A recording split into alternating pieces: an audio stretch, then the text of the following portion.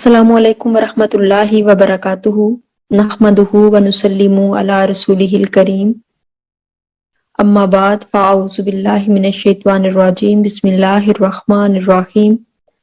اللہ رب العزت کے فضل و کرم سے آج ہم اس بابرکت مہینے کی مناسبت سے، جس میں آقا کریم صلی اللہ علیہ وآلہ وسلم کی ولادت بسعادت ہوئی، آج کی نشست میں ہم جشن میلاد النبی صلی اللہ علیہ وآلہ وسلم کا قرآن حکیم سے استدلال، اس موضوع پر گفتگو کریں گے۔ قرآن مجید میں اللہ رب العزت حضور نبی اکرم صلی اللہ علیہ وآلہ وسلم کے میلاد منانے کو کس طرح سے بیان کرتا ہے۔ قدرت نے مختلف اشیاء کو ایک دوسرے کے مقابل انفرادی طور پر شرف و فضیلت سے بہرہور کیا ہے۔ مختلف جہات و حیثیات سے بعض علاقے دوسرے علاقوں پر اور بعض دن دوسرے دنوں پر جدا جدا امتیازی خصوصیات رکھتے ہیں۔ اسی طرح اللہ تعالیٰ اپنے بندوں میں سے بھی بعض کو بعض پر فضیلت دیتا ہے۔ انبیاء و رسول میں سے بعض کو بعض پر فضیلت اور امتیاز بخشا ہے۔ ارشاد باری تعالیٰ ہے، تِلْکَ الرُّسُلُ فَضَّلْنَا بَعْضَهُمْ عَلَىٰ بَعْضٍ، یہ سب رسول جو ہم نے مبعوث فرمائے، ہم نے ان میں سے بعض کو بعض پر فضیلت دی۔ اللہ رب العزت نے بعض ایام کو دیگر ایام پر، بعض مہینوں کو دوسرے مہینوں پر اور بعض ساعتوں کو بھی دوسری ساعتوں پر شرف و امتیاز عطا کیا ہے۔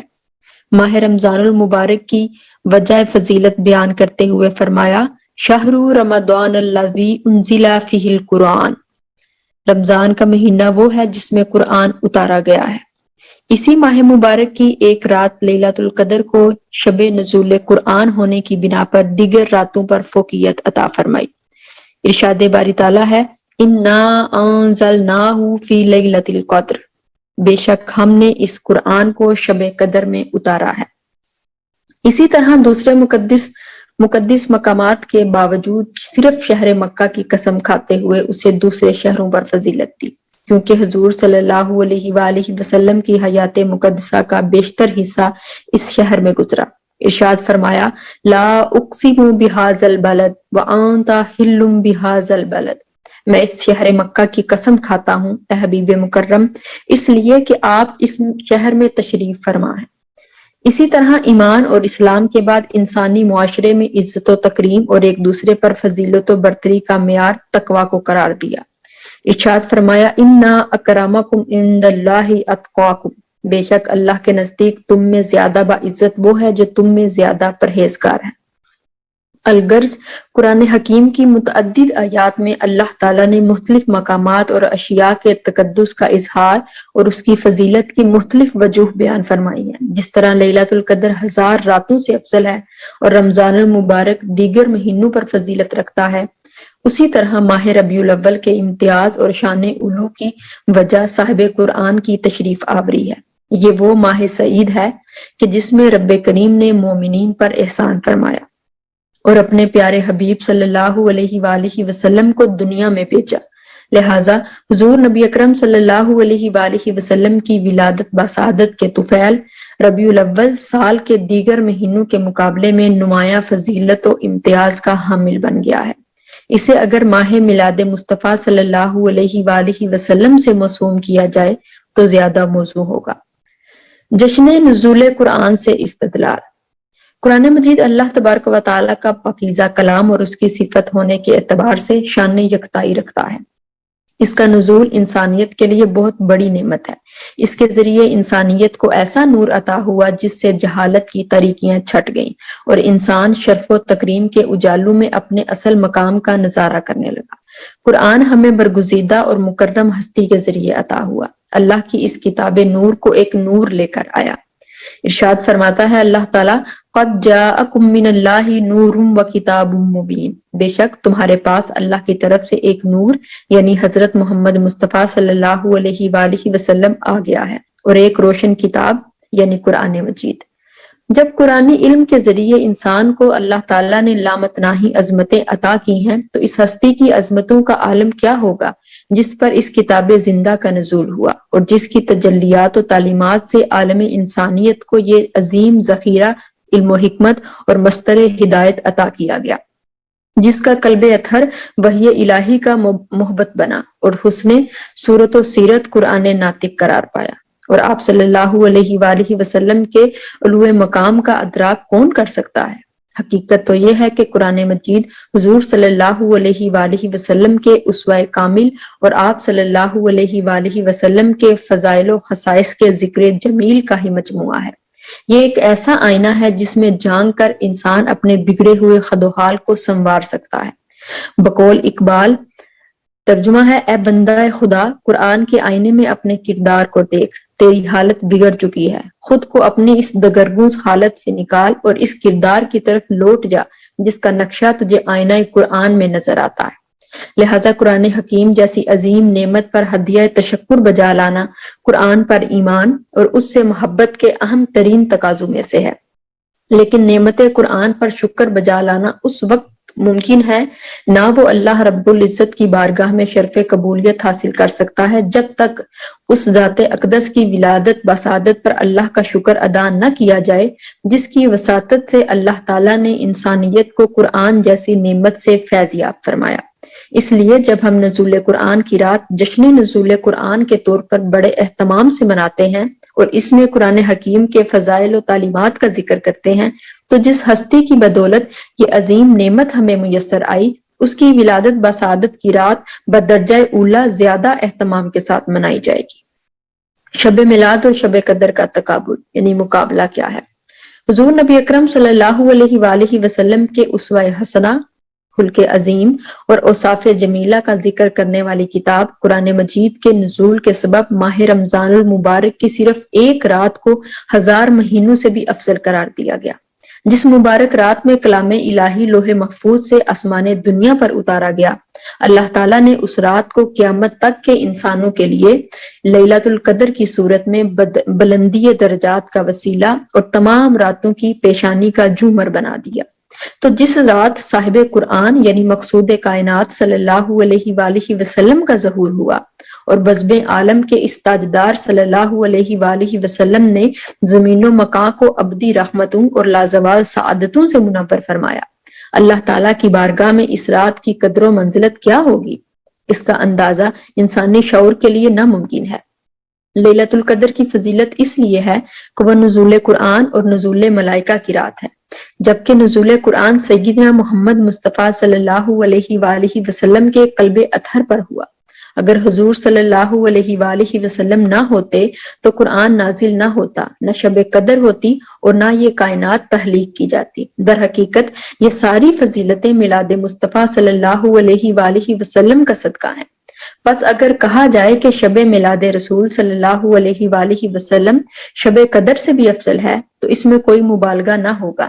باری تعالیٰ نے لیلۃ القدر کو 1000 مہینوں سے افضل قرار دے کر اس کی فضیلت کی حد مقرر فرما دی، جبکہ شب میلاد رسول صلی اللہ علیہ وآلہ وسلم کی فضیلت حد ادراک سے ماورا ہے۔ یہ امر بھی ذہن نشین رہے کہ اگرچہ شب میلاد کی فضیلت زیادہ ہے تاہم شب قدر میں کثرت کے ساتھ عبادات بجا لانی چاہیے، کیونکہ اس رات بجا لانے والی عبادات پر زیادہ اجر و ثواب کی نوید ہے اور یہ قرآن و حدیث سے ثابت ہے۔ ائمہ محدثین نے راتوں کی فضیلت کو موضوع بحث بنایا ہے، مثلا نصف شب شبان، شب قدر، شب یوم الفطر، شب یوم العرفہ وغیرہ۔ ان میں شب میلاد النبی صلی اللہ علیہ وآلہ وسلم کا ذکر بھی آیا ہے۔ بہت سے ائمہ محدثین اور اہل علم و محبت نے شب میلاد کو شب قدر سے افضل قرار دیا ہے۔ امام قسطلانی، شیخ عبدالحق محدث دہلوی، امام زرقانی، امام نبہانی نے بڑی صراحت کے ساتھ بیان کیا ہے کہ سب راتیں فضیلت والی ہیں مگر شب میلاد رسول صلی اللہ علیہ وآلہ وسلم سب سے افضل ہے۔ امام قسطلانی اس حوالے سے لکھتے ہیں کہ جب ہم یہ کہیں کہ حضور نبی اکرم صلی اللہ علیہ وآلہ وسلم رات کے وقت پیدا ہوئے تو سوال پیدا ہوتا ہے کہ شب میلاد رسول صلی اللہ علیہ وآلہ وسلم افضل ہے یا لیلۃ القدر؟ میں اس کے جواب میں کہتا ہوں کہ آپ صلی اللہ علیہ وآلہ وسلم کی میلاد کی رات 3 وجوہ کی بنا پر شب قدر سے افضل ہے۔ ان میں سے سب سے پہلی وجہ کیا ہے کہ آپ صلی اللہ علیہ وآلہ وسلم کا ظہور شب میلاد میں ہوا، جبکہ لیلۃ القدر آپ صلی اللہ علیہ وآلہ وسلم کو عطا کی گئی لہٰذا وہ رات جس کو آپ صلی اللہ علیہ وآلہ وسلم کے ظہور کا شرف ملا اس رات سے زیادہ شرف والی ہوگی جسے اس رات میں تشریف لانے والی ہستی کے سبب سے شرف ملا، اور اس میں کوئی نزاع نہیں، لہٰذا اس اعتبار سے شب میلاد شب قدر سے افضل ہوئی۔ دوسری وجہ کیا ہے کہ اگر لیلۃ القدر کی فضیلت اس بنا پر ہے کہ اس میں فرشتوں کا نزول ہوتا ہے تو شب ولادت کو یہ شرف حاصل ہے کہ اس میں اللہ تعالیٰ کے محبوب کائنات صلی اللہ علیہ وآلہ وسلم جو ہیں وہ کائنات میں جلوہ فرما ہوئے۔ جمہور اہل سنت کے قول کے مطابق شب میلاد کو جس ہستی یعنی حضور صلی اللہ علیہ وآلہ وسلم نے شرف بخشا وہ شب قدر کو شرف بخشنے والی ہستیوں یعنی فرشتوں سے کہیں زیادہ بلند و برتر اور عظمت والی ہے، لہٰذا شب ولادت ہی افضل ہے۔ تیسری وجہ کیا ہے کہ شب قدر کے باعث امت محمدیہ صلی اللہ علیہ وآلہ وسلم کو فضیلت بخشی گئی اور شب میلاد کے ذریعے جمیع موجودات کو فضیلت سے نوازا گیا۔ بس حضور صلی اللہ علیہ وآلہ وسلم ہی ہیں جنہیں اللہ تعالیٰ نے رحمت للعالمین بنا کر بھیجا، اور اس طرح نعمت رحمت جمیع کائنات کے لیے عام کر دی گئی، لہٰذا شب ولادت نفع رسانی میں کہیں زیادہ ہے، اور اس اعتبار سے بھی یہ لیلۃ القدر سے افضل ٹھہری ہے۔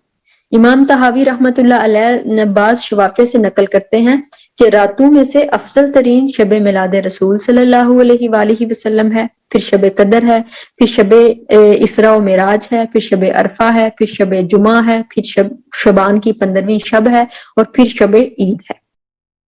امام نبھانی اپنی مشہور تصنیف انوار المحمدیہ من المواہب الدنیا میں لکھتے ہیں کہ شب میلاد رسول صلی اللہ علیہ وآلہ وسلم شب قدر سے افضل ہے۔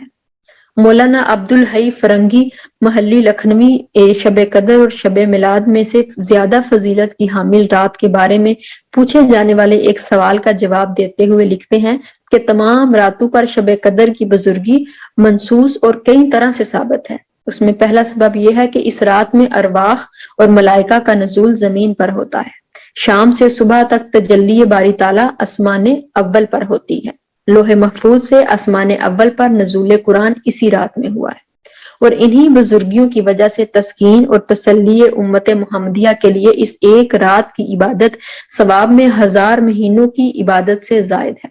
اللہ تعالیٰ نے فرمایا کہ لیلۃ القدر خیر من الف شہر، شب قدر فضیلت و برکت اور اجر و ثواب میں 1000 مہینوں سے بہتر ہے،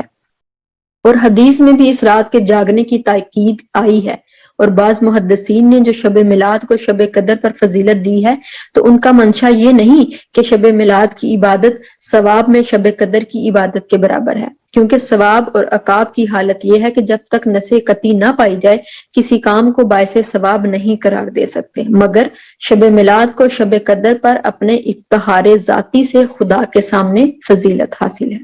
شب قدر کو فضیلت اس لیے ملی کہ اس میں قرآن حکیم نازل ہوا اور اس میں فرشتے اترتے ہیں، جبکہ ذات مصطفیٰ صلی اللہ علیہ وآلہ وسلم کی فضیلت کا یہ عالم ہے کہ آپ پر قرآن نازل ہوا اور روزانہ 70,000 فرشتے صبح اور 70,000 فرشتے شام کو آپ صلی اللہ علیہ وآلہ وسلم کے مزار اقدس کی زیارت اور طواف کرتے ہیں اور بارگاہ مصطفیٰ صلی اللہ علیہ وآلہ وسلم میں ہدیہ درود و سلام پیش کرتے ہیں۔ یہ سلسلہ قیامت تک اسی طرح جاری رہے گا، اور فرشتوں میں سے جو ایک بار روضہ رسول صلی اللہ علیہ وآلہ وسلم پر حاضری کا شرف پا لیتا ہے دوبارہ قیامت تک اس کی باری نہیں آئے گی۔ فرشتے تو دربار مصطفیٰ صلی اللہ علیہ وآلہ وسلم کے خادم اور جاروب کش ہیں، وہ اترتے ہیں تو شب قدر 1000 مہینوں سے افضل ہو جاتی ہے، اور جس رات ساری کائنات کے سردار تشریف لائیں اس کی فضیلت کا احاطہ کرنا انسان کے علم و شعور کے لیے ناممکن ہے۔ آقا صلی اللہ علیہ وآلہ وسلم کی آمد کی رات اور آپ صلی اللہ علیہ وآلہ وسلم کی آمد کے مہینہ پر کروڑوں اربوں مہینوں کی فضیلت قربان۔ خاص بات یہ ہے کہ شب قدر کی فضیلت فقط اہل ایمان کے لیے ہے، باقی انسانیت اس سے محروم رہتی ہے، مگر حضور صلی اللہ علیہ وآلہ وسلم کی آمد فقط اہل ایمان کے لیے ہی نہیں، باعث فضل و رحمت نہیں ہے بلکہ کل کائنات کے لیے۔ آپ صلی اللہ علیہ وآلہ وسلم کی ولادت مبارکہ ساری کائنات میں جملہ مخلوق کے لیے اللہ کا فضل اور اس کی رحمت ہے، اور اس پر خوشی کا اظہار کرنا باعث اجر و ثواب ہے۔ جشن نزول خوان نعمت سے استدلال۔ پہلی امتوں کو بھی اللہ رب العزت نے اپنی نعمتوں سے نوازا، جس پر وہ اللہ کے حضور شکر بجا لاتے اور حصول نعمت کا دن بطور عید مناتے تھے۔ جیسے خوان نعمت یعنی کھانا جب آسمان سے اترتا تھا تو اس کے ملنے کا جو دن تھا وہ جشن عید کے طور پر منایا جاتا تھا۔ اس مثال سے مقصود یہ باور کرانا ہے کہ سابقہ امتیں اپنی روایات کے مطابق مخصوص دن مناتی چلی آ رہی ہیں، اور قرآن نے ان کے اس عمل کو ذکر بھی کیا ہے۔ لہذا جب سابقہ امتیں معمولی سی نعمت پر شکر بجا لاتی ہیں تو امت مسلمہ پر بدرجہ اتم لازم آتا ہے کہ وہ اپنے آقا صلی اللہ علیہ وآلہ وسلم کی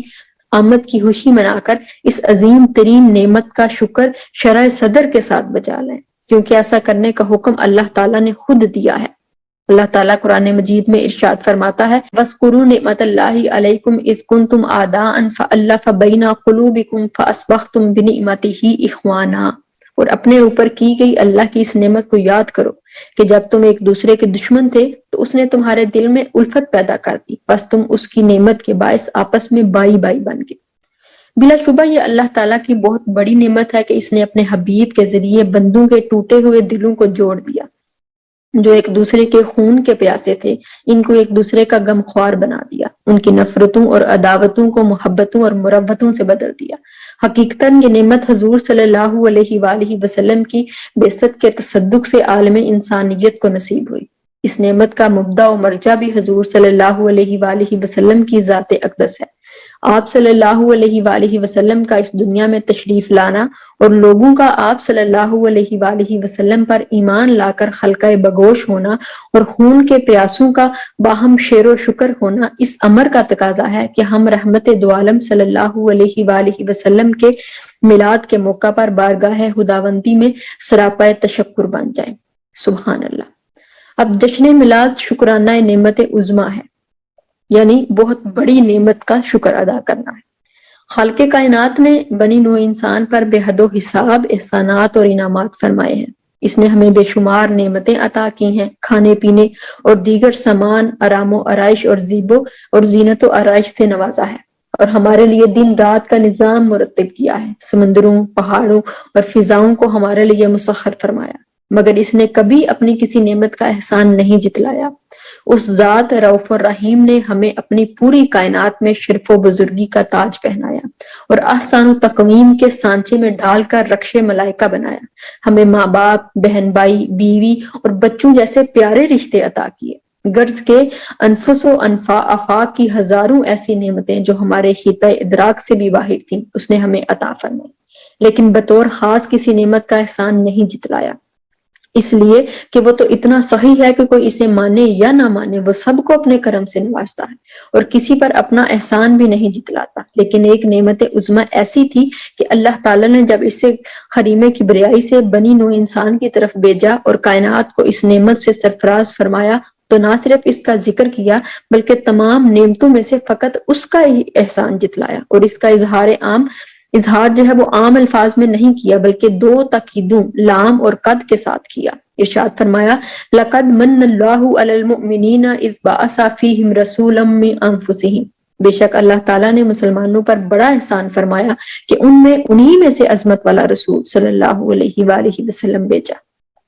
آیت مبارکہ واضح کرتی ہے کہ اللہ رب العزت فرما رہا ہے اے لوگو، تم پر میرا یہ بہت بڑا احسان اور کرم ہے کہ میں نے اپنے محبوب کو تمہاری جانوں میں سے تمہارے لیے پیدا کیا، تمہاری تقدیریں بدل دی، بگڑے ہوئے حالات سنوار دیے اور تمہیں ذلت و گمراہی کے گڑھے سے اٹھا کر عز و شرف سے ہمکنار کر دیا۔ آگاہ ہو جاؤ کہ میرے کارخانہ قدرت میں سے اس سے بڑھ کر کوئی نعمت تھی ہی نہیں، جب میں نے وہی محبوب تمہیں دے دیا جس کی خاطر میں کائنات کو عدم سے وجود میں لایا اور اس کی انواع و اقسام کی نعمتوں سے مالا مال کر دیا، تو اب یہ ضروری تھا کہ میں رب العالمین ہوتے ہوئے بھی اس عظیم نعمت کا احسان جتلاؤں۔ کہیں ایسا نہ ہو کہ امت مصطفی اسے عام نعمت سمجھتے ہوئے اس کی قدر و منزلت سے بے نیازی کا مظاہرہ کر دے اور میرے اس احسان عظیم کی ناشکری کرنے لگے۔ اس احسان جتلانے میں بھی امت مسلمہ کی بلائی کو پیش نظر رکھا گیا، اور قرآن حکیم نے اس واضح حکم کے ذریعے ہر فرزند توحید کو آگاہ کر دیا کہ وہ کبھی اللہ کے اس عظیم احسان کو فراموش نہ کرے بلکہ اس نعمت عظمیٰ پر شکرانہ ادا کرتے ہوئے جشن مسرت منائے۔ نعمتوں کا شکر بجا لانا کیوں ضروری ہے؟ اللہ تعالیٰ کی نعمتوں اور اس کے فضل و کرم پر شکر بجا لانا تقاضۂ بندگی ہے، مگر قرآن مجید نے ایک مقام پر اس کی ایک اور حکمت بھی بیان فرمائی ہے۔ ارشاد باری تعالیٰ ہے لَإِن شَكَرْتُمْ لَأَزِيدَنَّكُمْ وَلَإِن كَفَرْتُمْ إِنَّ عَذَابِي لَشَدِيدٌ، اگر تم شکر ادا کرو گے تو میں تم پر نعمتوں میں ضرور اضافہ کروں گا، اور اگر ناشکری کرو گے تو میرا عذاب یقیناً سخت ہے۔ نعمتوں پر شکر بجا لانا اس آیت کریمہ کے تحت مزید نعمتوں کے حصول کا پیش خیمہ ہے،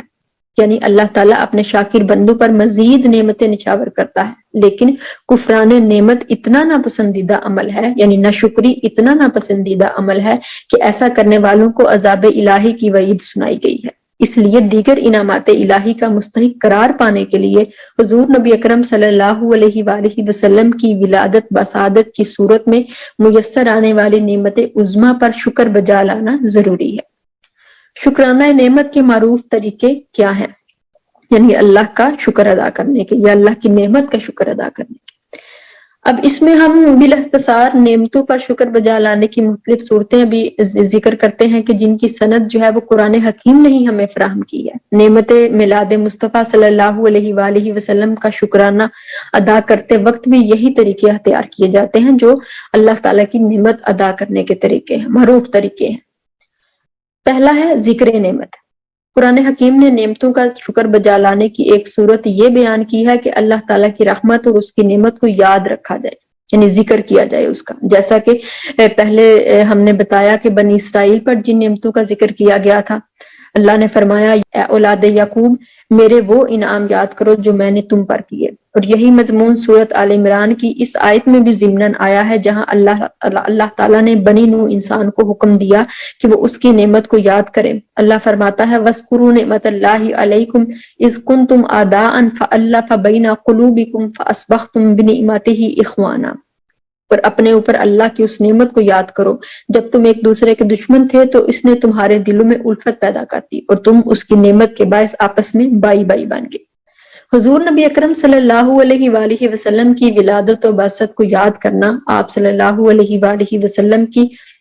صورت و سیرت، فضائل و کمالات اور خصائص و معجزات کا ذکر کرنا، بارگاہ خداوندی میں اس نعمت عظمیٰ کا شکر ادا کرنے کی ہی ایک صورت ہے۔ اس نعمت جلیلہ کا ذکر کر کے ہم خود کو بلند کرتے ہیں، ورنہ حضور کا ذکر تو ورفعنا لک ذکرک کے فرمودہ خداوندی کے مطابق ہر روز افزوں ہی رہے گا، بلند ہی رہے گا، اور ہر آنے والی ساعت یعنی ہر آنے والی گھڑی آپ صلی اللہ علیہ وآلہ وسلم کے ذکر کی رفتوں کو بلند سے بلند تر ہوتا دیکھے گی۔ ارشاد باری تعالیٰ ہے وَلَلْآخِرَةُ خَيْرٌ لَكَ مِنَ الْأُولَىٰ، اور بے شک ہر بات کی گھڑی آپ کے لیے پہلے سے بہتر یعنی باعث عظمت و رفعت ہے۔ اور پھر فرمایا وَرَفَعْنَا لَكَ ذِكْرَكَ، اور ہم نے آپ کی خاطر آپ کا ذکر اپنے ذکر کے ساتھ ملا کر دنیا و آخرت میں ہر جگہ بلند فرما دیا۔ اس سے پتہ چلتا ہے کہ اب کوئی حضور نبی اکرم صلی اللہ علیہ وآلہ وسلم کا ذکر کرے گا تو اس سے اس کی اپنی ذات کو فائدہ ہے، اور آپ صلی اللہ علیہ وآلہ وسلم کے میلاد مبارک کے موقع پر اللہ تعالیٰ کی بارگاہ میں بطور شکرانہ خوشی منائے گا تو یہ بھی اس کے اپنے مفاد میں ہے۔ ایسا کرنے والا کسی پر احسان نہیں کر رہا بلکہ اپنا ہی توشہ آخرت جمع کر رہا ہے۔ امام احمد رضا بریلوی نے کیا خوب کہا ہے وَرَفَعْنَا لَكَ ذِكْرَكَ کا ہے سایہ تجھ پر، بول بالا ہے تیرا، ذکر ہے اونچا تیرا، سبحان اللہ۔ اب دوسرا معروف طریقہ ہے عبادت و بندگی۔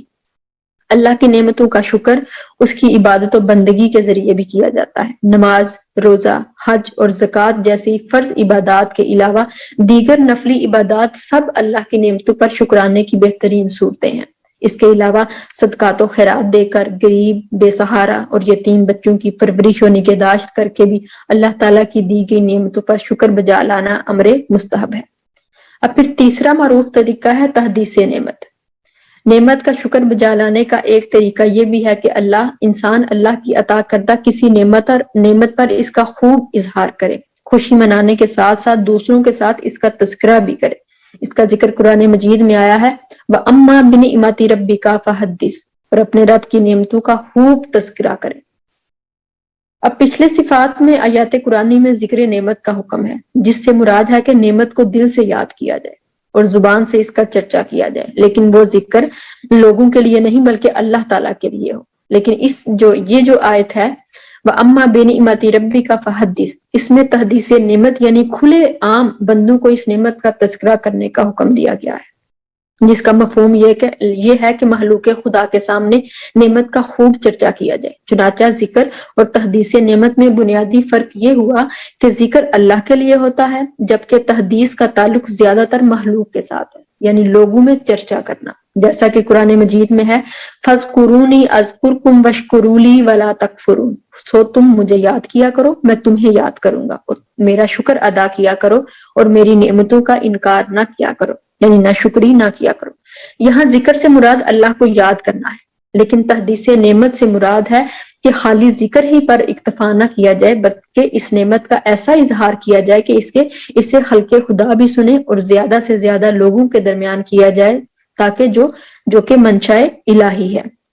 تحدیث نعمت کے بیان میں سب سے بڑی حکمت یہ ہے کہ نعمت خداوندی کے نزول کا علم زیادہ سے زیادہ خلق خدا تک پہنچے، اللہ کی مخلوق تک پہنچے، اور لوگ کثرت کے ساتھ اس ادائے شکر میں شریک ہوں۔ لہٰذا اب ذکر اور تحدیث میں دوسرا بڑا اور واضح فرق یہ ہوا کہ ذکر تنہا شکر بجا لا کر بھی کیا جا سکتا ہے، مگر تحدیث نعمت کا تقاضا یہ ہے کہ اسے بڑے بڑے جلسوں اور اجتماعات میں خلق خدا تک پہنچایا جائے۔ اس کے شکرانے کے لیے اس کی نعمت کے شایان شان عظیم محافل، مجالس اور اجتماعات کا اہتمام کیا جائے، اور ان محافل میں اس نعمت کبریٰ کا تذکرہ کیا جائے۔ اب تحدیث نعمت کیسے کی جائے، یعنی اللہ کا سرعام ذکر، اس کی نعمتوں کا ذکر کیسے کیا جائے۔ قابل توجہ نقطہ یہ ہے کہ جب امت مسلمہ اپنے آقا صلی اللہ علیہ وآلہ وسلم کی ولادت جیسی عظیم ترین نعمت کے صلہ میں تحدیث نعمت کے فریضہ سے عہدہ برآ ہوگی تو تذکار نعمت میں بھی کبھی حضور کی نعت پڑھی جائے گی، کبھی صلاۃ و سلام کا نذرانہ پیش کیا جائے گا، کبھی حضور صلی اللہ علیہ وآلہ وسلم کے فضائل و شمائل کا ذکر ہوگا، کبھی آپ صلی اللہ علیہ وآلہ وسلم کی ولادت بسعادت کی بات ہوگی، اور کبھی آپ صلی اللہ علیہ وآلہ وسلم کے حسن سیرت کا تذکرہ چھیڑا جائے گا۔ کوئی آپ کے حسن صورت اور دلربا اداؤں کا تذکرہ کرے گا، اور کوئی آپ صلی اللہ علیہ وآلہ وسلم کی پیاری پیاری اور کریمانہ عادات مبارکہ بیان کرے گا۔ یہ سب چیزیں وَأَمَّا بِنِعْمَتِ رَبِّكَ فَحَدِّثْ کی تفسیر میں ہیں، اور اس نعمت کبریٰ کی یاد کی مختلف صورتیں ہیں جو ذکر نعمت کے ذیل میں آتی ہیں۔ اگر تھوڑا سا بھی غور کر لیا جائے تو تمام محافل میلاد کی عام صورتحال یہی ہوتی ہے، اور انہی چیزوں کے بیان کو ان محافل میں خصوصی اہمیت دی جاتی ہے۔ یہاں اگر کسی کے ذہن میں یہ سوال پیدا ہوتا ہے کہ حضور کے ذکر میلاد میں ان کا ذکر کس طرح کیا جائے، یعنی حضور کا میلاد کس طرح منانا چاہیے، اس کی حدود اور قیود کیا ہونی چاہیے، اور افراط و تفرید سے بچتے ہوئے ہم حضور صلی اللہ علیہ وآلہ وسلم کی یاد میں ان کی مدح سرائی کس طرح کریں، تو ان تمام التباسات کے جواب میں نعت گویان رسول صلی اللہ علیہ وآلہ وسلم کے امام قافلہ عشق کے سرخیل امام شرف الدین بصیری، جنہوں نے بہت خوبصورت قصیدہ بردہ شریف لکھا، وہ کچھ اشعار بیان کرتے ہیں جس کا ترجمہ یہ ہے کہ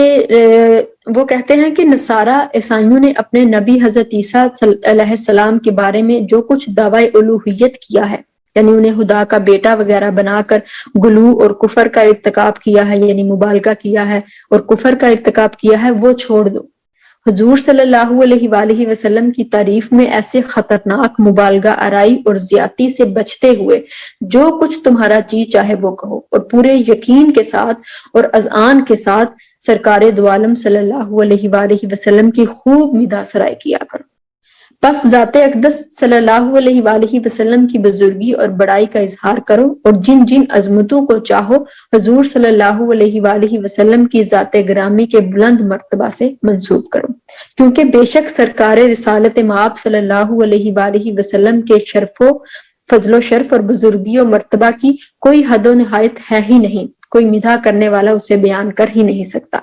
اس کے علاوہ حضور صلی اللہ علیہ وآلہ وسلم کی یاد میں ان کی تعریف، ان کی نعت ہر طرح سے جائز اور مختصر ہے، تاہم مقام الوہیت اور مقام نبوت میں حفظ مراتب کا خیال رکھنا بہرحال فرض ہے، اور شرط بھی ایمان کی یہی ہے۔ جشن عید۔ اب ذکر نعمت اور تحدیث نعمت کے علاوہ اللہ کی نعمتوں اور اس کی عنایات کریمانہ پر شکر کے اظہار کا ایک طریقہ اور صورت یہ بھی ہے کہ اس خوشی و مسرت کا اظہار جشن اور عید کے طور پر کیا جائے۔ پہلی امتوں کا بھی ادائے شکر کے حوالے سے یہی وتیرہ تھا۔ جس کا ذکر ہم نے پچھلے صفحات میں کیا بھی ہے، اور یہ سنت انبیاء ہے کہ جس دن اللہ کی کوئی خاص نعمت میسر آتی ہے اس دن کو بطور عید منایا جائے۔ حضرت عیسیٰ علیہ السلام اللہ رب العزت کی بارگاہ میں یوں ملتجی ہوئے، ربنا انزل علینا مائدۃ من السماء تکون لنا عیدا لاولنا وآخرنا، اے اللہ، اے ہمارے رب، ہم پر آسمان سے خوان نعمت نازل فرما دے کہ اس کے اترنے کا دن ہمارے لیے عید ہو جائے، ہمارے اگلوں کے لیے بھی اور ہمارے پچھلوں کے لیے بھی۔ یہ بات ذہن میں رہے کہ جہاں مائدہ جیسی یعنی کھانے یا دسترخوان جیسی عارضی نعمت کے حصول پر حضرت عیسیٰ علیہ السلام عید منانے کا ذکر کرتے ہیں، چنانچہ اسی کے پیش نظر عیسائی لوگ آج تک بھی اتوار کے دن اس نعمت کے حصول پر بطور شکرانہ عید مناتے ہیں۔ آج تک بھی نزول مائدہ کی نعمت کو ہمارے آقا و مولا حضور سرور کائنات صلی اللہ علیہ وآلہ وسلم کی بعثت مبارکہ کے ساتھ کیا نسبت ہو سکتی ہے؟ کہاں وہ ایک عارضی نعمت اور کہاں یہ دائمی اور ابد الاباد جہاں دونوں جہاں میں جاری رہنے والی نعمت جو کہ حضور رحمت العالمین کی صورت میں نوح انسانی کو نصیب ہوئی۔ ان دونوں کا آپس میں تقابلہ اور موازنہ کیا ہی نہیں جا سکتا۔ ہمارے لیے لمحہ فکریہ ہے کہ ہم اس ابدی اور دائمی نعمت پر کماہ کا اظہار تشکر کر رہے ہیں یا نہیں، یہ سوچنے کی بات ہے۔ یہاں نزول مائدہ اور ولادت مصطفیٰ صلی اللہ علیہ وآلہ وسلم میں مقابلہ قطعاً مقصود نہیں، سردست ایک تاریخی حقیقت پر مبنی اہم اور توجہ طلب پہلو کی طرف اشارہ کیا جا رہا ہے کہ عیسائی اس وقت سے لے کر آج تک اتوار کے روز یہ خوشی مناتے چلے آ رہے ہیں، کیونکہ اتوار کے دن ہی ان پر مائدہ کی نعمت اتری تھی، دسترخوان کی نعمت اتری تھی۔ سابقہ امتیں تو مائدہ جیسی نعمت کے شکرانے پر عیدیں مناتی رہی ہیں، جس کا ذکر قرآن نے بھی محفوظ رکھا ہے، کیونکہ یہ بھی رضائے الہی کے حصول کی ایک صورت ہے اور سنت انبیاء ہے۔ تو جب عمومی نعمتوں کے حصول اور ان کے نزول پر عید منانا انبیاء علیہ السلام کی سنت اور اللہ کے حکم کی پیروی قرار پائی، تو پھر میلاد مصطفیٰ صلی اللہ علیہ وآلہ وسلم جیسی نعمت عظمیٰ کے حصول پر جس کے توسط سے کائنات ہست و بود کو ساری نعمتیں عطا ہوئی، یہ امت عید اور جشن کیوں نہ منائے؟ اب یہ ساری تفصیل بتانے کا مقصد یہ تھا، یہ امر بخوبی واضح ہو جاتا ہے کہ جشن میلاد النبی صلی اللہ علیہ وآلہ وسلم منانا نص قرآن سے ثابت ہے، یعنی قرآن کی نص سے ثابت ہے۔ اس پر کسی قسم کا اعتراض اور ابہام پیدا کرنا قرآنی تعلیمات سے عدم آگہی کے مترادف ہے۔ ضرورت اس امر کی ہے کہ آقا صلی اللہ علیہ وآلہ وسلم کے میلاد پر خوشی منانے کے جائز اور مستحسن امر کو باعث نزاع بنانے کی بجائے اس خوشی میں دل و جان سے شریک ہو کر الوہی نعمتوں اور نبوی فیوزات سے سیراب ہوا جائے۔ سبحان اللہ۔ یہ تھا آج کا ہمارا جشن میلاد النبی صلی اللہ علیہ وآلہ وسلم کا قرآن حکیم سے استدلال۔ انشاءاللہ کل کی نشست میں ہم جشن میلاد النبی صلی اللہ علیہ وآلہ وسلم کا حدیث مبارکہ سے استدلال پر مطالعہ کریں گے۔ تو اجازت دیجیے، دعاؤں میں یاد رکھیے، اپنا خیال رکھیے۔ اللہ حافظ۔ وما علینا الا البلاغ۔